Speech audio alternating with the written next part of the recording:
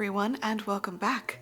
I know etiquette gets a really bad reputation. We see visions of olive forks and dainty curtsies, and the whole thing seems really absurd and complicated for no reason.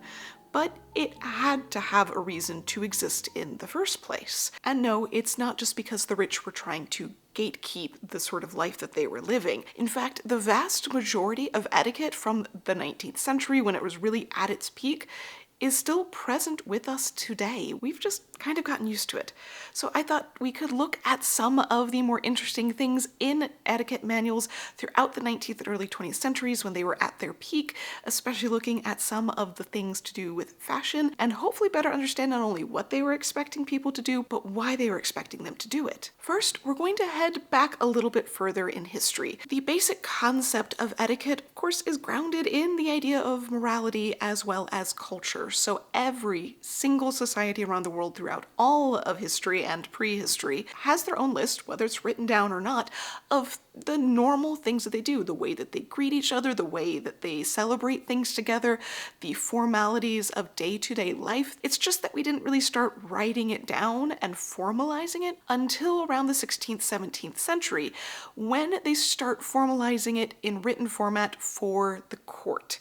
And that's because, honestly, some of those rules are new and seem relatively arbitrary and unknown to the people that are coming to court for the first time. You don't know exactly what's going to be said up. Great example of this is Louis XIV. He came up with so many new rules for Versailles, including don't walk on the grass, and everyone had to be able to learn and adapt to these in order to exist in court. Now, of course, this is a very tiny section of the population. The vast majority of people are never going to experience this and never going to deal with it. But for them, it doesn't matter so much if these things are written down, because odds are they were born and lived and died in the same region that their family had for generations. People didn't move around a lot. So they had a pretty good idea of what was expected of them just because they grew up seeing it everywhere. And it's not really until we reach into the 18th century that we start to trickle down that formalized court etiquette to other people. In the 18th century, we think of the Enlightenment period, and they are concerned about what sort of heightened level society needs to achieve outside of just the base accomplishments of getting what you need taken care of, and instead turning it into how much better can we be in areas of civility and politeness. So this becomes a broader discussion, though it's not for everyone to be thinking of all the time. It's just made its way outside of court and into a broader society. In the 19th century, though, it hits the middle class. That is when that structure really begins to appear, and the middle class does something very unusual. The middle class starts moving, and they are traveling more, they are literally moving around, and so they are experiencing new cultures, new regions, new cities and people, and so when they are moving to these new places, they want to generally fit in. We also have the idea of tons of cultures coming into city areas and making sure that they have sort of a homogeneous way of life agreed upon, so that way they are not literally and figuratively stepping on each other's toes. So the middle class in this case is not necessarily just looking for how to be like the upper class. These aren't rules set down by the super rich that everyone else needs to fall in line with if they want to climb the ladder and look wealthy themselves, as if they were some sort of spy trying to sneak into the fancy parties. In the reality, it's the upper class that very often doesn't follow a lot of these rules because they don't really have to. There's plenty of evidence of this in, say, the royal family and people starting whole trends of not wearing gloves or wearing certain hats or different types of outfits that would have never been acceptable for anyone else. So this is not necessarily the set of rules that the rich play by, so much as the set of rules that the middle class thinks will elevate them, make them look socially better, but also get along with each other. And since we picked up the term of etiquette in the 18th century, it starts to be prolifically used in all of these manuals that are coming out in the 19th century. There are these just giant books full of hundreds and hundreds of pages of minute details for exactly what you are supposed to do in every situation, what you are supposed to wear, how you are supposed to act, what you are supposed to talk about, what fork you're supposed to use, and it seems incredibly overwhelming. In fact, if you read these books without the context of the world around them and the knowledge of what's going on, it can just seem like absolute nonsense. It is a book full of mysteries that are unsolved, but mysteries can make things really exciting and interesting. is one of the reasons why I am really happy that today's sponsor is Love and Pies. Love and Pies is a cozy puzzle game where you get to solve town mysteries and rebuild a cafe along with your family and friends. You match up different ingredients to fill customers' orders and move forward in the story.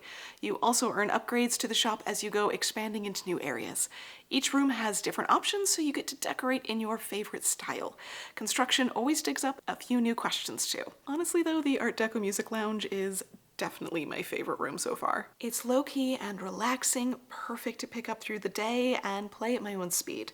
I love meeting all the creative characters and getting their backstories. Love and Pies and I wanted to do something really special for my followers. Everyone that downloads Love and Pies via my unique link below and plays to day 3 will receive an absolutely amazing free gift via the in-game inbox message. You'll find out quickly how important those are in the game. Download for free now via the link and you'll get your super sweet surprise gift delivered to your inbox. Thanks again to Love and Pies for sponsoring this week's video. Now on to our mystery-filled books. They are printed in great numbers throughout the 19th and early 20th centuries. The thing is though that as I started to read through more and more of them, I realized most of it's just reprints. Now it's not taking one book and simply reprinting it every few years with some updates like I would expect. Instead, what would happen is someone writing a book in 1880 would go through all of the previous etiquette books, just pull the parts out that they liked and stick it into a new book and put it under their own name. So much of what was in these books was rather out of date by the time the book was printed, things from decades prior. And this was definitely the case well into the 20th century, which of course means that things are rather confused. They don't always make sense together. They say things that are conflicting because they are cobbled together from other books. They just put their own name on it. And this is where Emily Post comes in. She publishes a book on etiquette in 1922, and it widely becomes the standard for etiquette books at that point in time, and it is actually still published today. She tries to write it in a way that's not specific to exactly the year that it is in, so that way it's a little bit more usable, it's a little bit more based off of courtesy and things like that. But when we go back to those earlier versions, there's seemingly at least one general set of rules, even if it is kind of out of date. We can start off by looking at the different typical sections, one of which, really common, is hygiene. That's pretty straightforward. They're talking about how to make sure that you don't smell, your breath doesn't smell, you take care of your hair and your skin and your teeth and all of those basic things. There's an especially common and long section in the versions of these books that are meant for younger people. Then there's very large sections on how to write letters and write calling cards. In a time before we had telephones and other messaging systems, you had to leave some sort of written note that you would like to meet with someone and plan a date and time or see if they're available. And there were just a lot of letters to be written. Today, we spend a lot of time looking up how to write emails, and depending on the circumstance, they might be more or less complicated, so it's absolutely no different. There are also sections on weddings and parties, and what you should expect if you are attending one or hosting one. Keeping track of what sort of things you need to supply for your guests. Make sure that there's soap in the bathrooms. Make sure that you have enough seating, so that way people aren't standing the whole time. Make sure that you have enough food and drink, and that the rooms aren't too hot if people are going to be dancing in them. Don't run the fire for too long. There are also some more obscure things in there, like the fact that these parties, dancing parties in particular, didn't really start until like 8 o'clock at night, so they go well into the late hours. Things like bringing out ice cream at 10 o'clock to refresh your guests. It's a really good idea. This is definitely something I can get on board with, but maybe a little bit less practical in application today. They also go over other host situations, like if someone is staying at your house for a long time or just simply calling for a very quick conversation. They talk about what's expected as the guest as well, so that way you don't overstay your welcome or show up when you aren't invited. And yes, there are extensive table instructions to the point that they seem absolutely nonsense, because the vast majority of the time today we don't go through the different types of meal situations where you have different setups and different timings on the food and types of food that are going to be coming out. They're very in-depth on this stuff for good reason. If you show up to a dinner and you have no idea what's going to show up on the table in front of you or in what order or how long you have, it can be a little overwhelming. We just don't tend to do formalized meals like that anymore. But if you think about it in modern terms, if you went into a buffet for the first time and no one had ever explained to you how a buffet worked, that could be a little bit overwhelming too. It's relatively practical if understandably outdated for most of our situations today. We've just pared it way down to the basic things that they still cover as well. Don't take big bites, don't chew with your mouth open or make a lot of noise while you eat. They also have to specify things like use your fork or your spoon to deliver the food to your mouth, not your knife. If you take something off the bone, don't set the bones on the table next to you, leave them on your plate. And even stuff like cover your mouth to cough all get covered in those situations. Same thing goes with the chapters on conversation. They cover a lot of the same things that we still teach today. Don't interrupt the conversation, don't be rude or vulgar or overly invasive with your questions. They do also specify some more distinct things, like if someone is telling a joke and you know the punchline, pretend that you don't, or don't use French phrases, which seemed silly to me until I kept reading, and it said because someone around you might speak French, and if you're using a French phrase but you don't speak French, it might be embarrassing when they think you do and try to have a conversation with you. They also have an extensive amount of what I call walkthroughs. Essentially, if you are doing things for the first time and need to know what to expect. So if you are traveling for the first time and dealing with public transit or a train, if you are going and staying in a hotel, how to check in and what sort of expectations to have of that process, or things like sitting for an artist or going to church or attending the theater. What exactly happens when you go in, and what do you do with your cloak? When do you stop talking? When do you take your hat off? All of those things are in great detail for good reason. Now, some things are almost overly so. This is where I do agree they get a little bit absurd.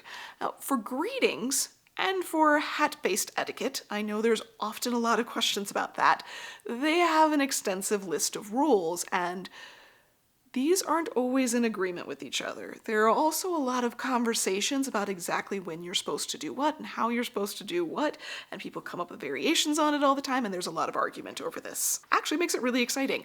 So when it comes to greetings, first and foremost thing is you don't just walk up to someone you don't know and start talking to them.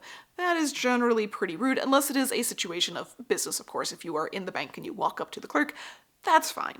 But just talking to a random person on the street, not so much acceptable. One great quote that I came across says, "If anyone introduces himself to you in a manner betraying the least want of respect, either towards you or himself, you can only turn from him in dignified silence, and if he presumes to address you further, then there is no punishment too severe." So if someone tries to introduce themselves to you but does so very rudely, you are allowed to entirely ignore them and make it so much worse if they keep pestering you, which I feel like would still be a useful concept. As for the greeting of someone that you do already know, a lot of it is very subtle movements. So bows and curtsies are the things that we know well. Bows seem to be by far the most common thing, even throughout the late 19th century. They're talking about men and women do a little bow more often than anything else. An inclination of the head, depending on the circumstance, might be more appropriate. Something in passing, where you're not going to necessarily be stopping and talking to the person. An inclination of the head is an acknowledgement that, hi, I know you. It's good to see you, sort of thing. The shaking of hands is a little bit more complicated. Gentlemen tend to shake hands, though it is not the bone-crushing effort of shaking hands that we are used to today. It is a very gentle meeting of hands, as well as women will often take each other's hands in a less shaking but more gentle manner, and men can take women's hands if they extend them first. Again, it's not like a hearty shake. This is also where the glove policy starts to come in, because there are some debates over whether you should leave gloves on or take them off for this. Some things will specify that women should leave their gloves on and men should take their gloves off. In that particular circumstance, men can leave their gloves on to shake each other's hands. If you are outside, generally everyone leaves their gloves on because they're really concerned about catching a chill and all of that. So the glove format in there can be kind of complicated, but most of the time it's the gloves stay on. It's also useful in things like dancing to not have to touch each other's sweaty hands. When you sit down to dinner, that is also the point that the gloves come off. Some women's gloves do have an opening at the wrist, which buttons closed, and it sort of allows for a midway escape of the hand if the entire glove is difficult to remove, and then they would tuck the fingers down into that opening. There are plenty of etiquette manuals that specify don't do this at dinner. It's still really kind of inconvenient inconvenient and you're likely to end up getting your glove in something. So your better bet is to take off the glove. And there's actually this great little satirical comic that I found where it shows all of the men after dinner crawling around on the ground to pick up the hand fans and gloves that women had taken off and laid on their lap underneath their napkin and that had fallen off some point during the dinner, no different than napkins fall off of our laps all the time at dinners. So gloves are on for a variety of cleanliness reasons and warmth reasons. There's practical aspects to it. It's just the nuances of when you take off your gloves that can sometimes be complicated, but all of the manuals seem to agree, just follow what everyone else is doing. That's the safest way. If you see other people taking off gloves, take off your gloves and just follow along. When it comes to the hat, that is also rather complex. The first thing we need to tackle is the salutations, the greeting of tipping the hat. When two people who know each other see each other on the street, women are usually going to just incline their head slightly. Men will go through the whole hat process. The way that this very specifically works is supposed to be that they grip the hat with their fingertips from the hand that is away from the person, so that way they aren't covering up their face, from what I can tell. If your hands are busy with something, it's fine to use the other one. It's just less ideal. And the hat is raised off the head far enough to fully clear it and back down again while making the slight inclination or tiny little bow to it as well. It's not so much that you have to stop and bow, just the gentle movement forward that occurs while the hat is lifted, the hat is placed back on the head. Now there are exceptions to this happening. If the weather is particularly nasty or cold, it is perfectly fine to touch the brim of the hat and to not remove it fully. If you are in the country where there is a more casual atmosphere to things, again, touching the hat is perfectly fine without lifting it off of the head. There are, however, versions of this that are not acceptable, such as the dudes started doing in the 1880s. We talked about them in the recent tuxedo video, and they would grasp the front of the hat with their full hand and lift it straight up from their head and place it right back down again, all while making complete eye contact and no facial expressions. There was also apparently the tendency for a group to lift the hat, make a full circle of it, and shout "wow" at the same time, which almost sounds like a cowboy situation. Understandably, a little bit extreme in both of those cases. They're not also making giant, grand, sweeping bows with their arms and other things of that dramatic nature. Everything is meant to be relatively subtle and easily done on the street in passing or in greeting, so that way you aren't interrupting those around you. When it comes to the full removal of the hat, it first seems like a bit of an arbitrary set of rules. So the clearest is when you are visiting someone's home, the hat comes off when the door opens and you walk inside, you pull the hat off before you enter, and same thing as you leave, you put the hat on after you exit and the door shuts. That makes sense. When you are staying at someone's house, talking to them, chatting with them, having conversations with them, you're going to be sitting and staying for a while. Take your hat off, take your coat off. You're going to show that you are going to sit and stay and you aren't in a hurry to be right back out again. The complication comes in the more public and semi-public spaces. So you will take it off in a private business office. The complication is now in the fact that as you walk through the space to get to that private business office, if you have a lobby space, if you have an elevator, do you take your hat off in those spaces? At what point does it turn from public to private? The elevator was a very big problem for people because you were very often trapped in small spaces with people you didn't know. So if you are removing your hat in the presence of a lady, do you do so if you are still in the semi-public elevator? So there was this argument back and forth of at what point in the elevator process or going inside of buildings in semi-public areas like department stores or lobby areas, when do you take off your hat? When does it go from public to private? So a lot of it was situational. If you're just walking through the space, don't worry about it. But if you are addressing someone, if you are in close quarters with someone, then it's considered polite to remove your hat. It's removing something that is sitting between the two people having a conversation. So if you are making inquiries, you remove your hat. If you are talking to someone, you remove your hat. It's a little bit more simple if you think of it in that format. It's just that the hat removal doesn't happen outside because the weather's unpleasant. And of course, this is all specific to men. Women's hats are a bit more attached to their heads, which is perfectly fine when we're talking about the smaller, daintier hats of, say, the 1880s, but by the time we reach the 1900s, giant hats are all the rage, and it becomes a problem. They actually have to put into the theater brochures and into the little screens that go up on the movie theaters as those are coming out, ladies, please remove your hat, because it's going to obscure the view of the person behind you. So that becomes a common trend for women to remove their hats in those interior spaces at that point in time, but it's not the same reason for that etiquette, it's just a matter of inconvenience to other people. So women and even men removing their hats inside of theater spaces is a separate thing just because it blocks the view. And honestly, most of this just comes down to don't inconvenience others. The same thing goes when you're walking on the street. Don't stop in the middle of the traffic with people to talk to someone, don't interrupt that. They also say walk at a decent speed, not too slow, not too fast.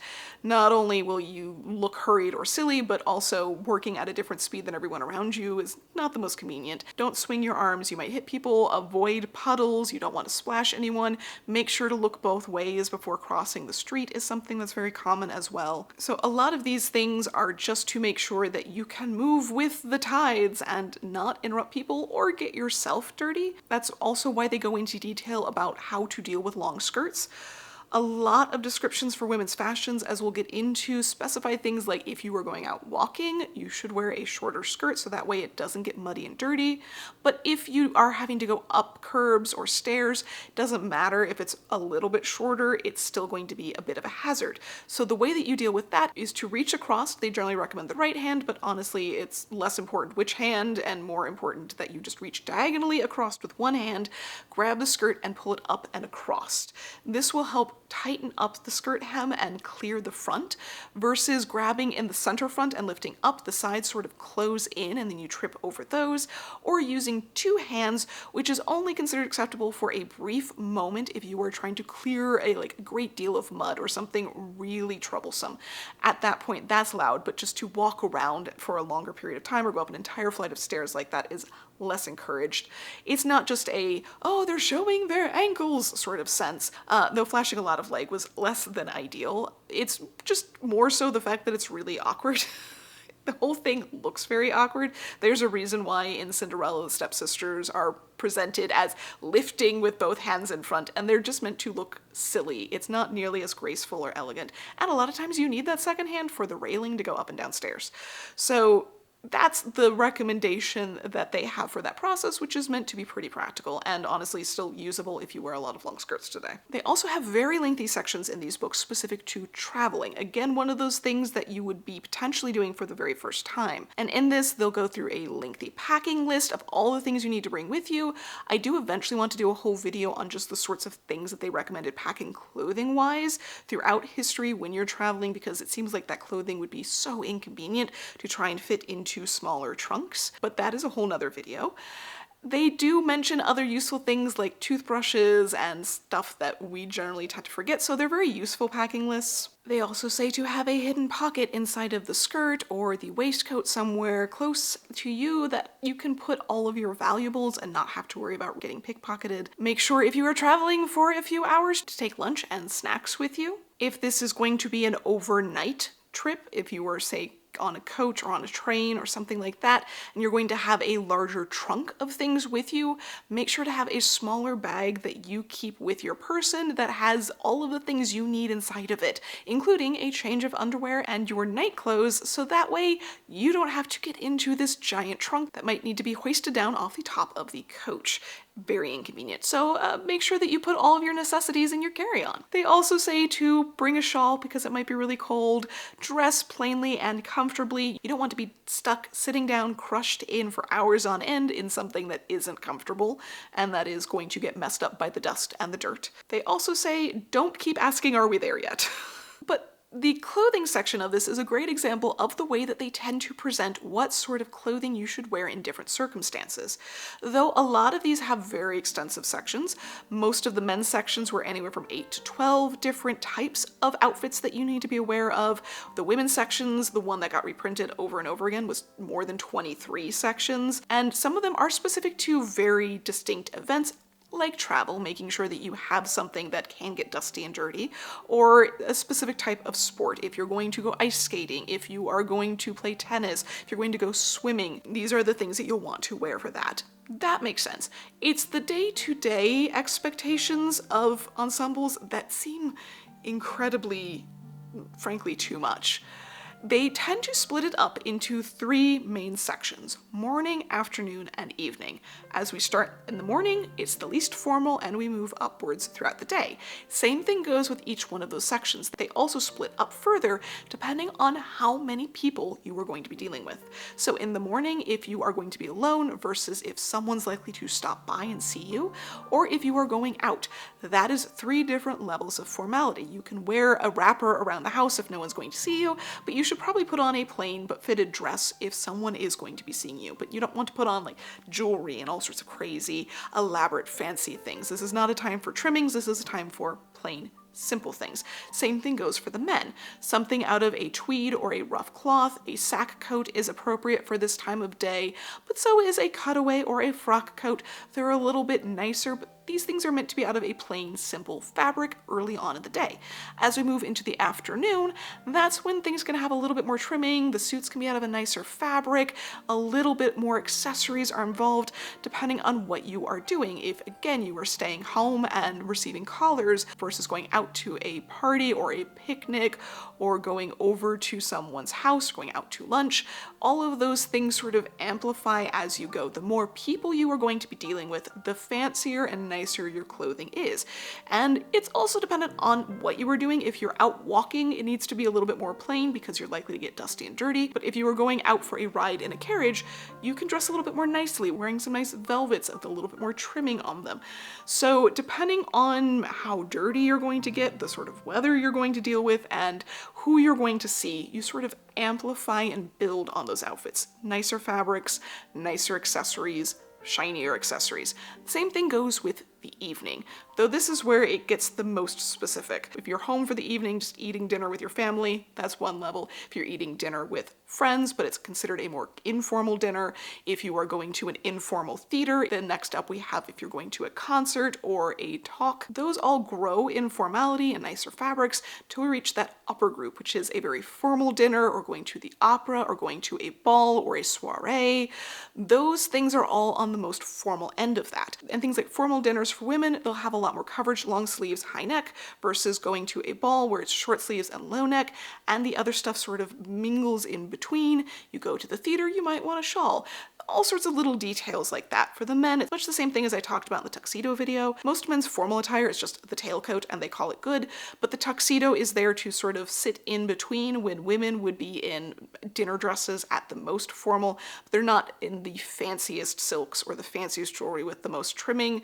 It's hanging out with friends sort of dinner, more so than a fancy party full of people you don't know. And they do have additional things for women's attire, such as the soiree, you can wear darker colors, but a ball you might want to wear lighter colors, which makes more sense when you think about it in terms of the lighting that's occurring in these situations and the size of the space and the fact that wearing light colors to an event where you're wanting to show up and show off like a ball makes sense. There's also extra rules, like if you're a hostess for any of these events, you should not be outshining all of your guests. But for the most part, these rules are just sort of building upon each other. Each thing is just a little bit fancier than the last. You add a little bit more nice stuff. And it seems, yes, incredibly overwhelming when you actually sit down and list these details out. But we do the same thing today. What you wear when you are home alone is different than what you wear if you have friends coming over. If you are going on a dinner date or to a wedding or to a holiday party at work or to work in general, all of these things require different outfits. So we still have the same complication around formality with our clothing. It's just that we've seen it. We've seen it all around us for our entire lives, and if we move from one place to another, we might see a different variation on it, but most importantly, we learn through different types of media. We start off our lives learning through children's books and TV shows how to act around other people, how to be appropriate and kind, and how to not be rude, how to not interrupt.